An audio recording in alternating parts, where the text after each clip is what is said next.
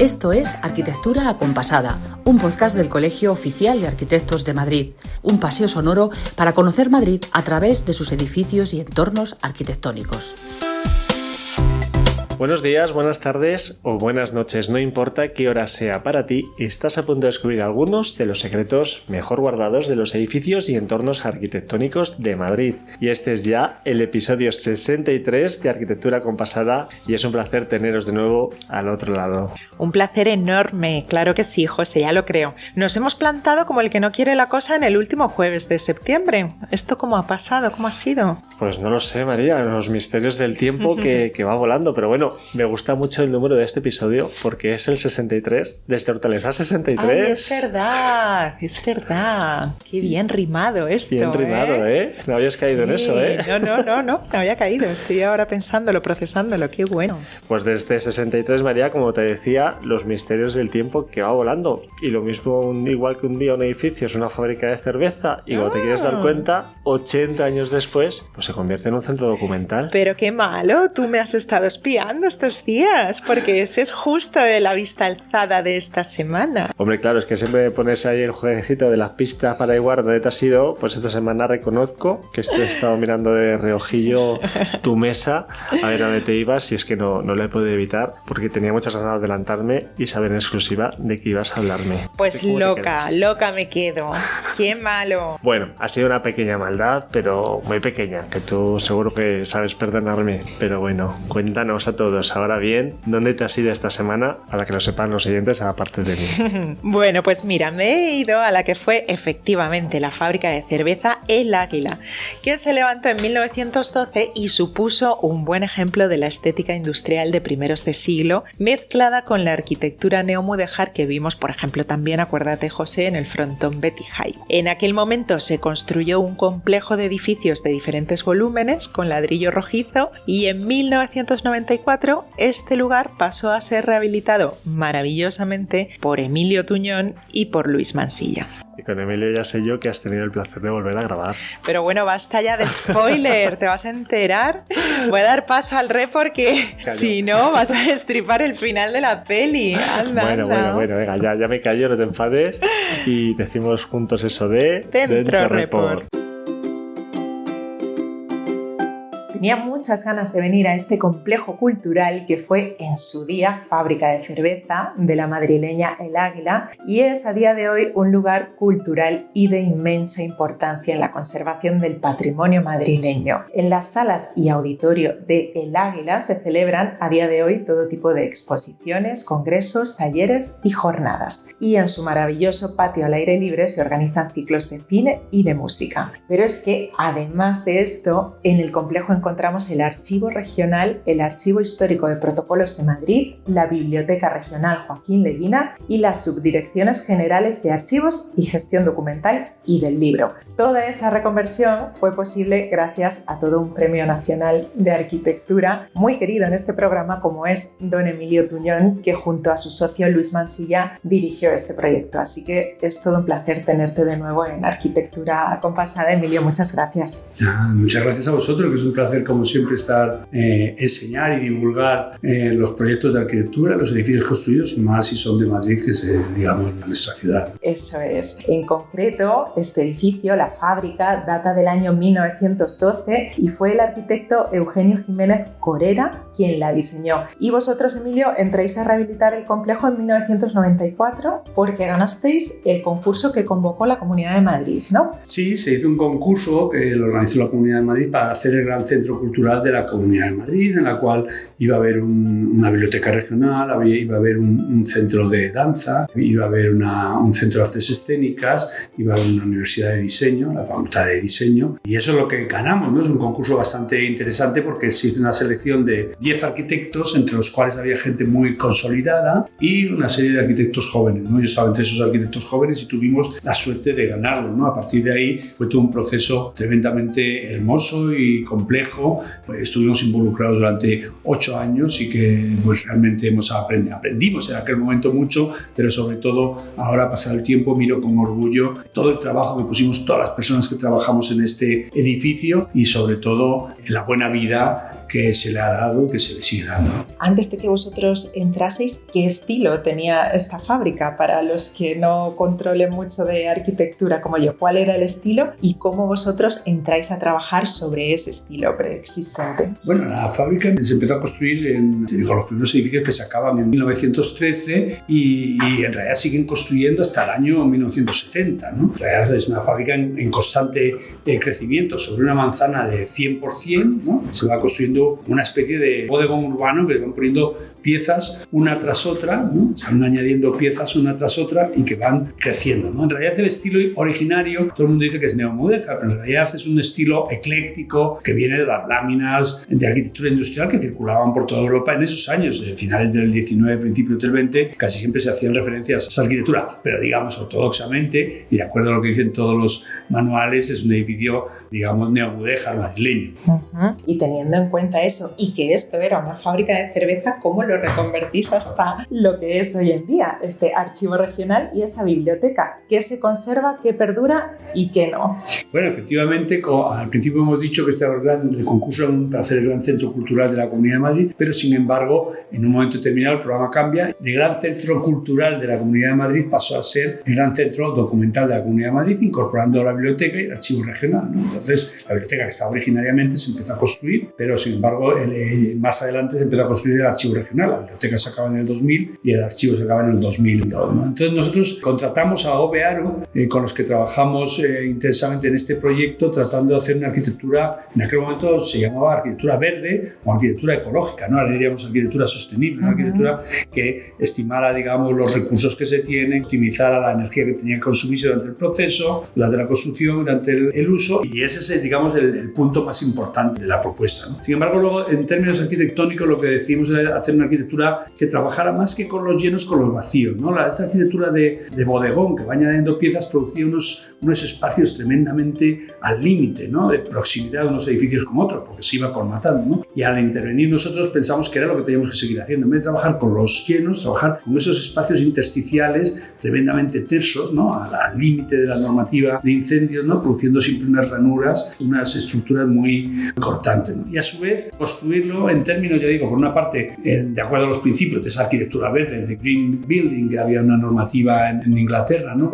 En el Reino Unido, para trabajar sobre esto, que era la primera que se hacía y probablemente el primer edificio que se habla de esto, trae estos términos a España, ¿no? Pero luego también lo que hablábamos era de hacer una arquitectura que cosiera o estableciera vínculos con la arquitectura existente, no tanto por la utilización del ladrillo, no tanto por la utilización del neomudéjar o por las referencias a las láminas industriales de principios del siglo XX, sino a través de su condición industrial, ¿no? Lo que íbamos a hacer era una arquitectura industrial del siglo XX, de finales del siglo XX, para que, digamos, los vínculos no fueran tanto materiales o formales o tal, sino fueran más bien conceptuales, ¿no? Es decir, hacer una arquitectura industrial que amplía una arquitectura industrial, ¿no? Una arquitectura de hormigón, de vidrio, de glass, construida, digamos, con elementos muy directos, ¿no? Yo creo que eso es el gran éxito, ¿no? Que en el fondo se ve con mucha naturalidad la evolución de esta arquitectura en el tiempo, cómo ha ido ganando, ¿no? El edificio cada vez está más integrado con lo existente, parece que estuvieran siempre ahí, ¿no? Claro, y eso, por ejemplo, lo podemos apreciar, que hemos estado dando una buena vuelta juntos en la pasarela, ¿no? Que une también los edificios, escaleras, un montón de espacios, ¿no? Sí, efectivamente, el edificio era un edificio industrial con pasarelas, hemos repetido ese sistema, y luego también es muy bonito ver cómo los silos metálicos, por ejemplo, que antes contenían grano, ¿no?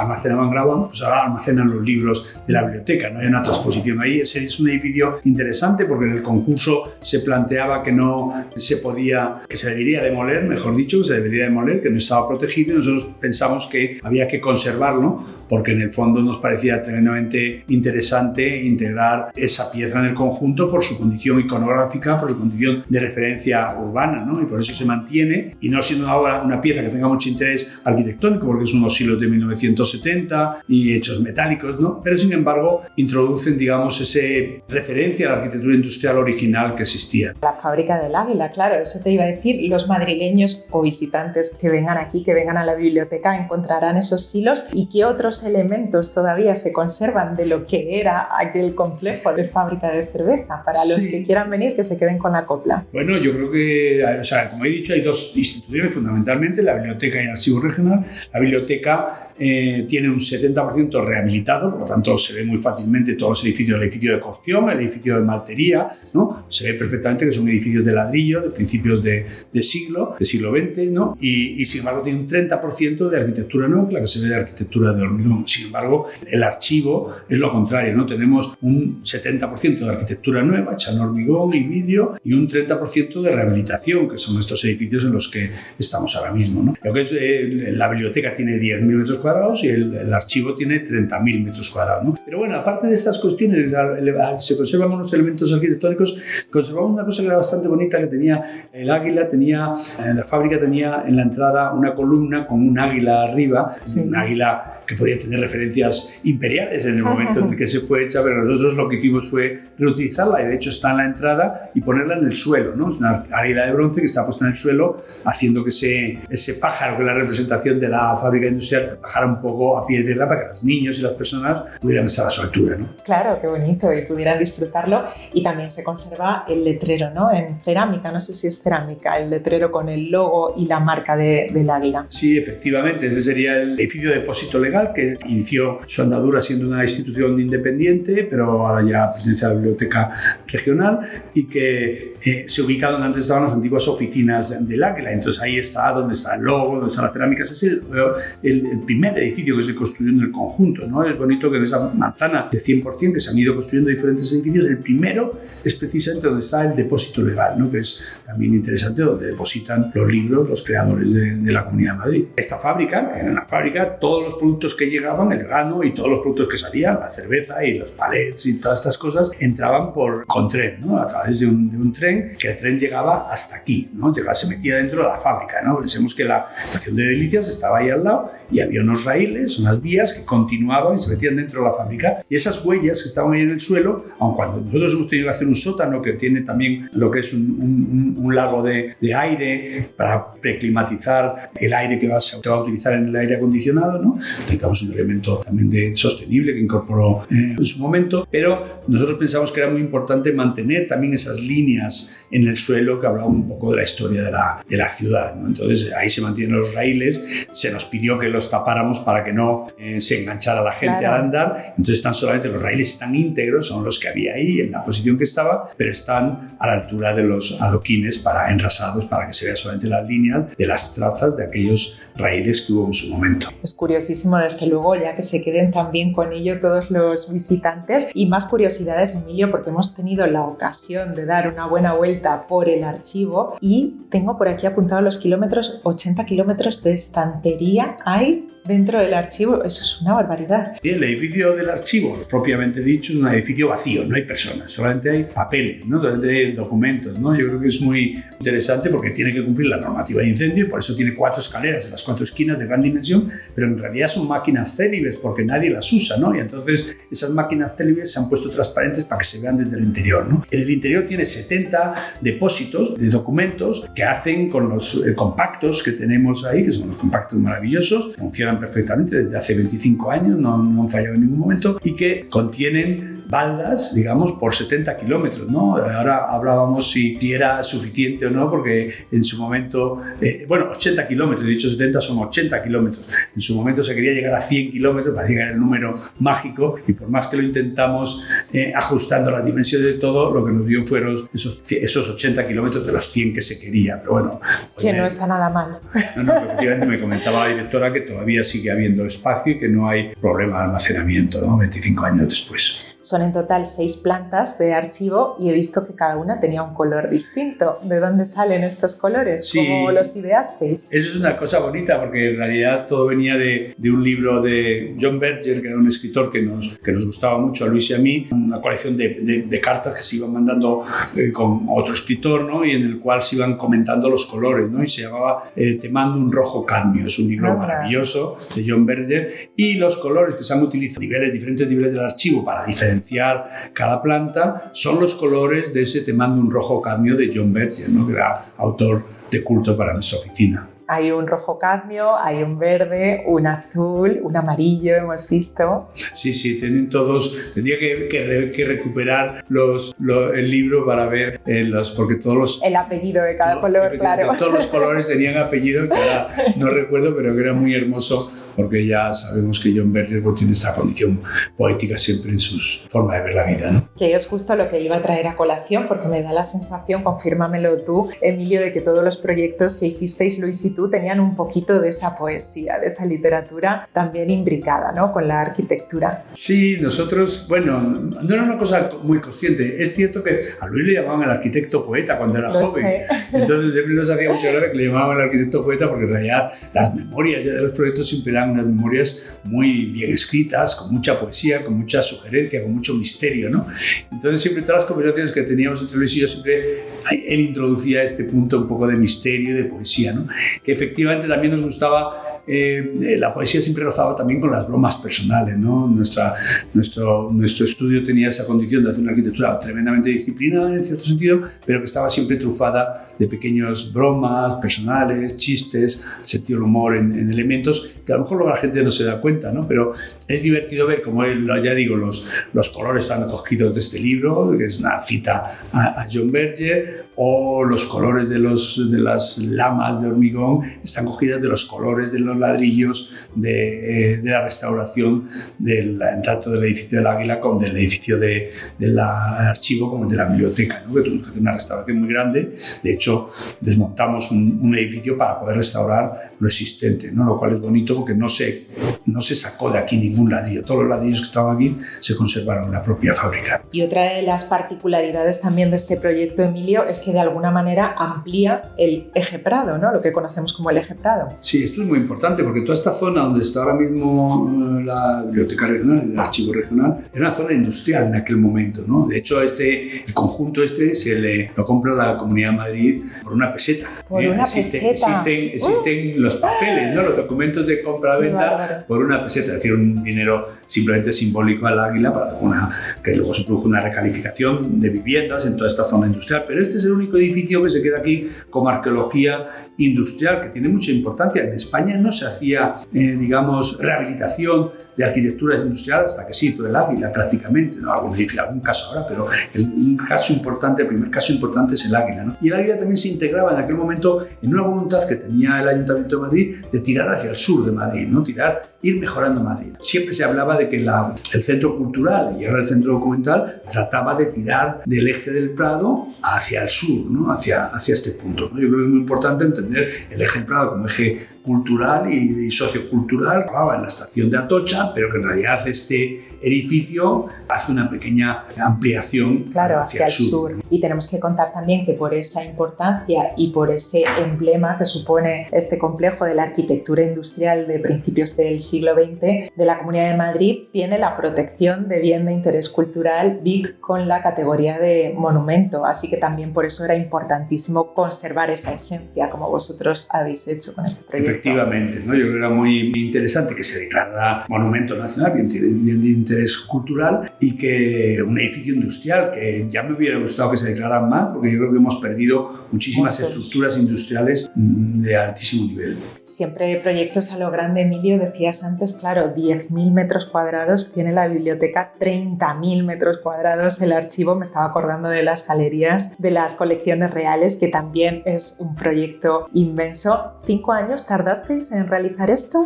El concurso fue del 94 y se acabó en el 2002, o sea que al final son 8 años. Un poquito más. 8 años. Nosotros somos arquitectos, en San Mancilla y yo siempre fuimos arquitectos muy lentos en los procesos, muy lentos en los concursos, muy lentos porque nos gustaba mucho el placer de hablar con los clientes, de hablar con las personas que lo van a usar, con los usuarios, de hablar con los que lo van a mantener, ¿no? Y digamos hacer unos procesos lo más dilatados posibles, ¿no? Tratando de hacer que el tiempo se convirtiera en un material de construcción. ¿no? Claro. Y ahora cuando vienes aquí, por ejemplo, y lo ves tantos años después, o bueno, 20 años después, 22 años después de la inauguración, ¿qué es lo que sientes, Emilio? Bueno, pues lo más bonito de estos dos edificios es que son edificios muy vividos, ¿no? Son edificios muy necesarios, están al límite, tanto la biblioteca, cuando hay épocas de estudio, cuando hay épocas de exámenes, es una biblioteca que está al límite de su capacidad, siempre hay gente joven, los almacenes están llenos, lo mismo ocurre en el archivo, los depósitos están completos de documentos, la sala de consulta está siempre llena de gente consultando, los funcionarios, archiveros, bibliotecarios, archiveras y bibliotecarias, todos trabajando a tope, ¿no? Realmente es una maravilla ver cómo son dos edificios muy vividos. Yo creo que la arquitectura solamente tiene sentido para las personas, ¿no? Si no hay personas no tiene ningún sentido. La arquitectura es algo que hacemos personas con las personas y para las personas. Y cuando llegas a un edificio y está lleno de personas y ves que los edificios ya no están tus muebles tan detallados, sino que empiezan a aparecer una fotocopiadora que no es exactamente la que tú pondrías, empiezan a aparecer los papeles, empieza a aparecer el azar, ¿no? Te das cuenta de lo hermoso que es la vida comparado con la arquitectura, ¿no? Bueno, la arquitectura al servicio de la vida, como bien decías y como bien sostenemos siempre también en este programa. Ha sido todo un placer, como siempre, Emilio Tuñón, recibirte en estos micrófonos. Gracias por la generosidad, gracias por todo lo que habéis hecho por la sociedad, como decíamos. Muchas gracias a vosotros, un placer. Pues qué gozada visitar la antigua fábrica de cerveza del Águila María Paredes, reconvertida a día de hoy en este importantísimo espacio cultural y archivo documental de la Comunidad de Madrid, que tengo que reconocerte que es uno de mis sitios favoritos de esta ciudad. Ah, sí, ¿eh? Bueno, yo sé que vives cerquita, además. Vivo cerquita y en mi anterior etapa en la Comunidad de Madrid pues tuve algunas cositas de trabajo, reuniones y demás, y la gente es encantadora, y desde luego ir junto con Emilio Tuñón, Premio Nacional de Arquitectura, pues es otro lujazo que ya tuvimos este año en la Galería de las Colecciones Reales. Desde aquí, desde el COAM, le agradecemos sobremanera su colaboración con Arquitectura Compasada y su gran amabilidad y disponibilidad. Sí. Además es que Emilio es como son, y siempre lo digo, las personas verdaderamente grandes, José, una persona humilde con la que siempre resulta muy grato estar. Así que desde aquí le mandamos un fuerte abrazo y nosotros nos vamos. Pues nos vamos a contar secretos.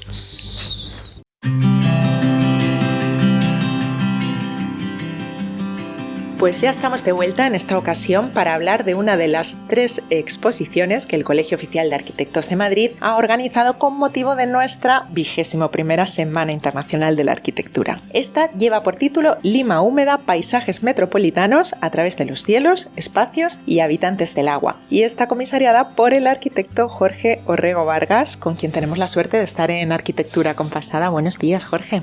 Buenos días, María. Un gusto estar aquí en tu país. Y un placer recibirte y tenerte por aquí, Jorge, para hablar de esta interesantísima muestra. Y lo primero que te quería preguntar es por la premisa de la misma, que creo que tiene como objetivo mostrar la historia de la urbanización de la capital peruana desde su elemento base, ¿no? Que no puede ser otro sino el agua.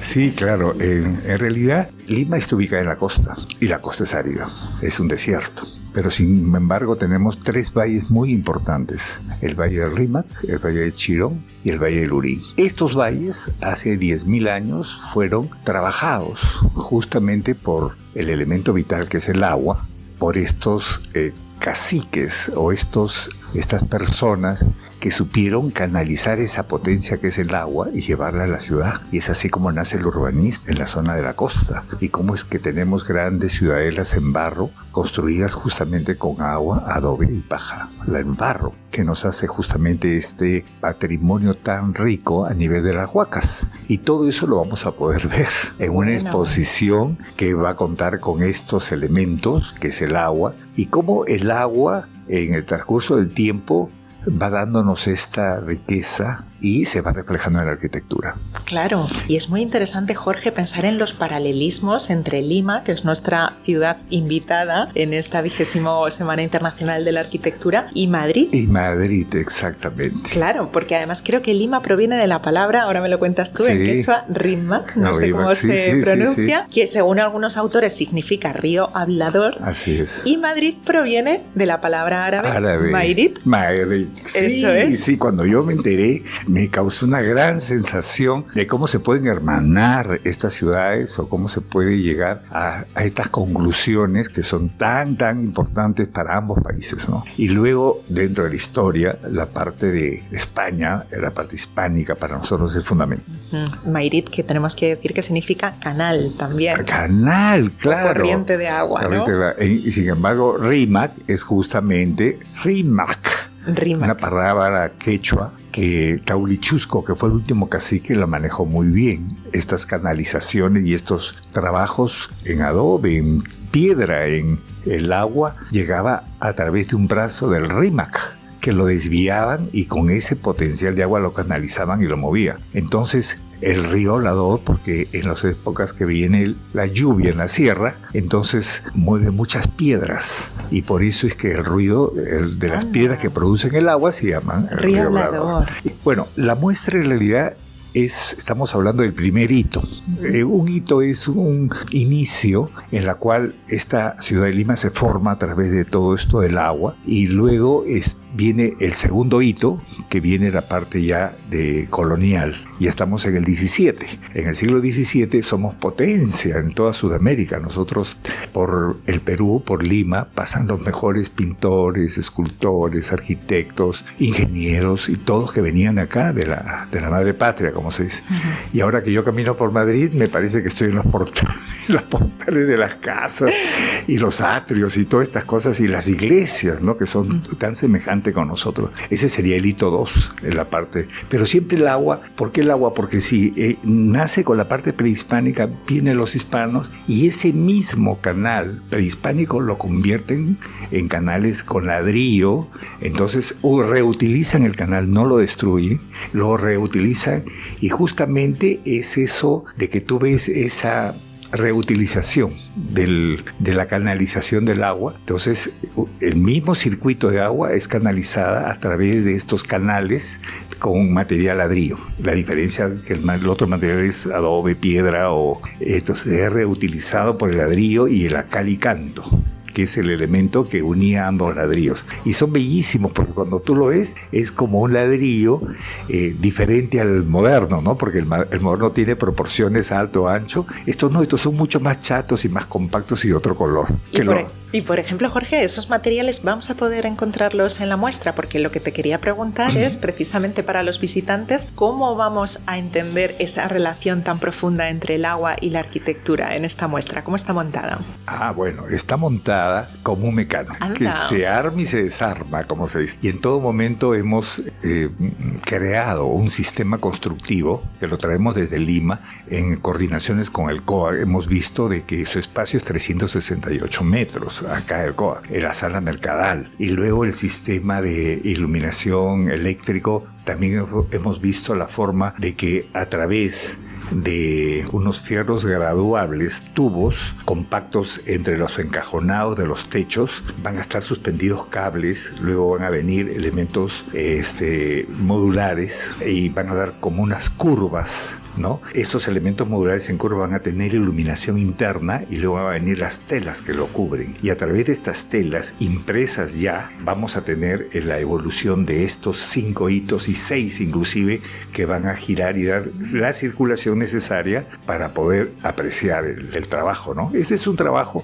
hecho por 4 arquitectos peruanos ubicados en Zúrich, en Nueva York, en México y en Lima. Estos 4 arquitectos muy jóvenes emprendieron esta propuesta de hacernos la evolución de esta historia de Lima a través del agua. Por eso le pusieron Lima húmeda. Claro, el título no deja lugar a equívoco, Jorge. Así es. Y habla de todas estas cuestiones y también de algo muy importante a resaltar dentro de esos paralelismos, ¿no?, de los que hablábamos, es que tanto Lima como Madrid se enfrentan a los retos ecológicos, ¿no?, y sociales, claro, que genera la crisis climática. Correcto, exactamente. Estamos en el mismo problema. Estamos igual. Pero nosotros tenemos recursos, tenemos todavía lugares que podemos expandirnos tanto hacia el norte y hacia el sur. Y eso también es uno de los hitos que estamos trayendo. Ajá. Estamos viendo, si del hito 1 hemos visto prehispánico, en el hito 2 hemos visto la parte del siglo XVII, en el hito 3 justamente la parte republicana, cuando ya viene el carro y canaliza en otra forma este elemento del agua, se crea la parte de las grandes plazuelas y los grandes óvalos en la ciudad, viene la expansión urbana y luego las murallas se destruyen, ¿no? Justamente ese es el hito que marca, y todo esto lo vamos a ver en la muestra, cómo Lima va creciendo, siempre con su puerto importante que es el Callao. El Callao, su isla San Lorenzo, su ubicación geográfica, estratégica por supuesto a nivel, porque todo entraba por ahí, por el puerto en el Callao. Entonces vamos a ver nosotros ese itinerario a llegar hasta la República, siglo XIX, y vamos a ver luego a un hito que ya es el de la expansión urbana. Claro, que es en el que estamos ahora, ¿no? Exactamente, no, porque todavía imagínate que Lima Húmeda es una propuesta de una exhibición atractiva y contemporánea, porque claro, esa es la muestra que nos dice que a través de la historia llegamos a esto, ¿no? Lima Húmeda ha cumplido con todas las bases que nosotros hemos colocado en este concurso, ¿no? Y a través de esta evolución histórica urbana de la ciudad, a través de estos hitos significativos, ¿no? Entonces, si nosotros encontramos el cuarto hito, que es el desborde popular y la consolidación de la ciudad formal, ya estamos en el siglo XX, y lo vamos a ver justamente en estos hitos separados, pero que se traslapan, y tú vas a poder circular a través de ellos y se vas a dar cuenta cómo hemos ido evolucionando y creciendo, ¿no? Y también el último hito es la crisis del ordenamiento territorial y la búsqueda de nuevos paradigmas. Uh-huh. Ahí nosotros estamos viendo qué se nos viene para este siglo, ¿no? Claro, y cómo estamos se puede combatir esa aridez imperante, ¿no? En la que estamos tanto Entonces, Madrid como Lima.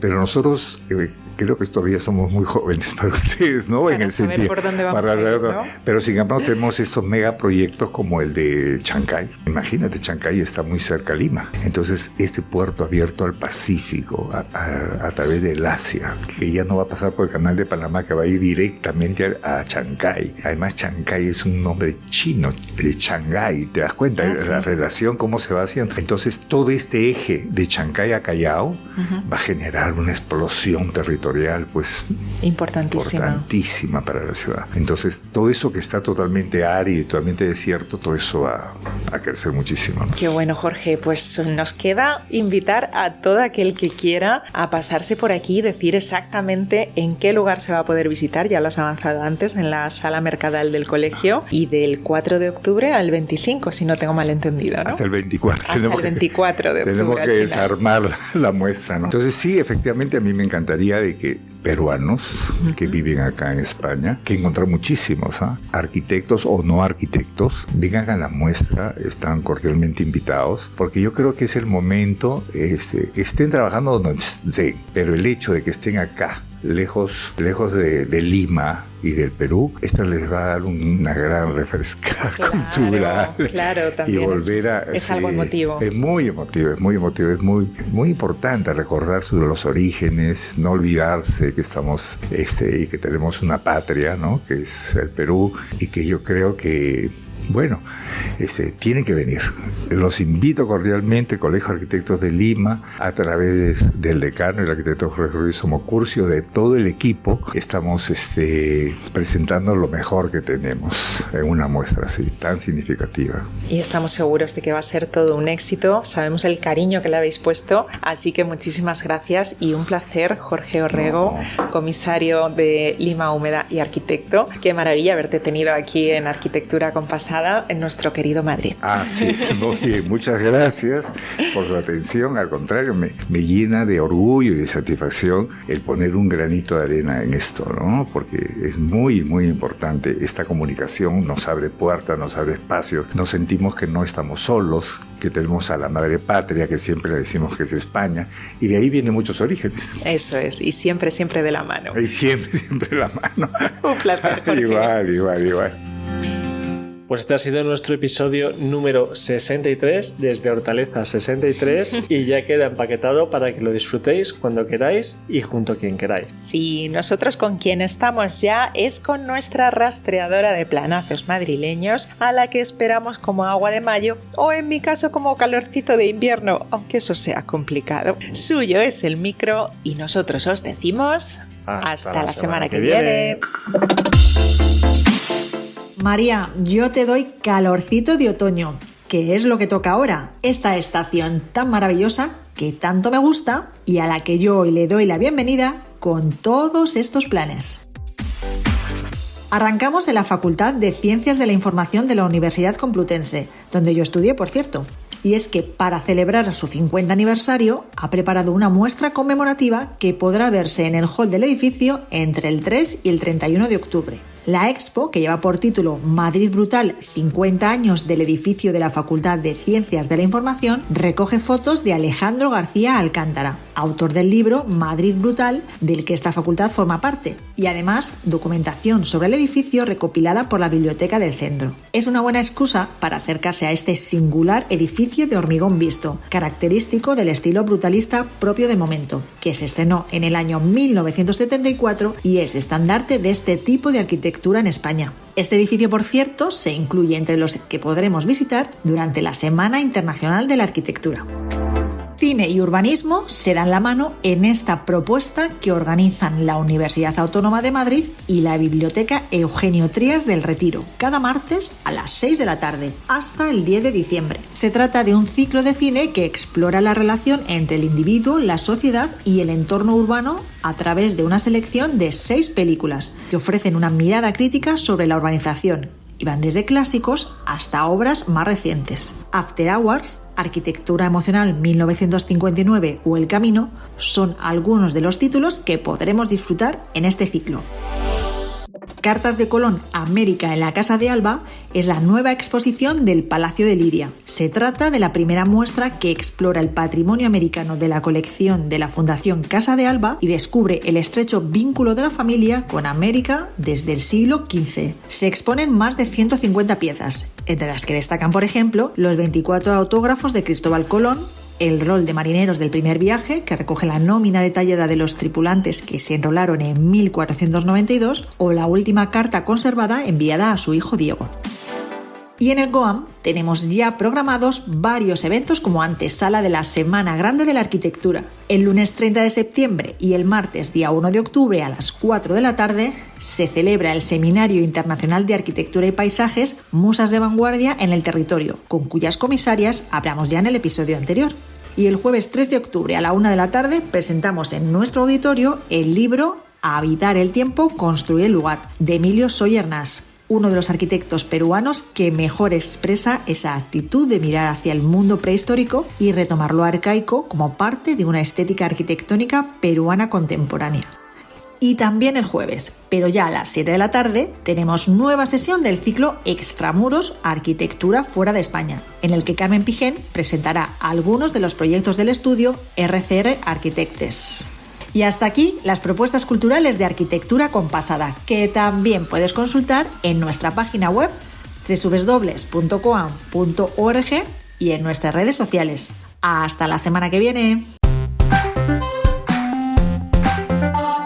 Has escuchado Arquitectura Acompasada, un podcast del Colegio Oficial de Arquitectos de Madrid, un paseo sonoro para conocer Madrid a través de sus edificios y entornos arquitectónicos.